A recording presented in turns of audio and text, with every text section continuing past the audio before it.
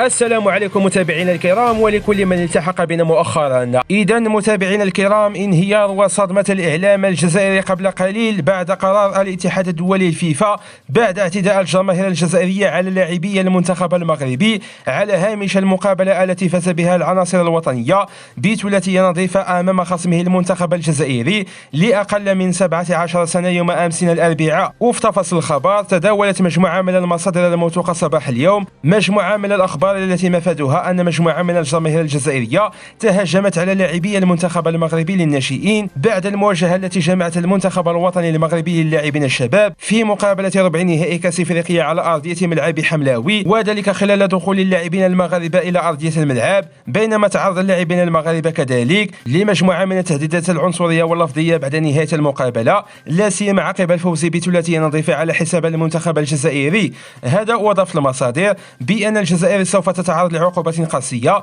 من طرف الاتحاد الدولي لكرة القدم الفيفا، لا سيما عقب اعتداء الجماهير الجزائرية على النشيد الوطني المغربي في الجزائر لأكثر من مرة في مجموعة من المسابقات، لا سيما خلال ألعاب البحر الأبيض المتوسط، والتي كان فيها المنتخب المغربي طرفا خلال الموسم السابق، إلى جانب هذا الموسم الذي تعرض فيه لنفس القضية من طرف الجماهير الجزائرية على أرضية ملعب حملاوي. كان هذا هو الخبر ديال اليوم، كنتمنى أنكم تشاركونا رايكم في التعليقات، والسلام عليكم إلى فيديو جديد.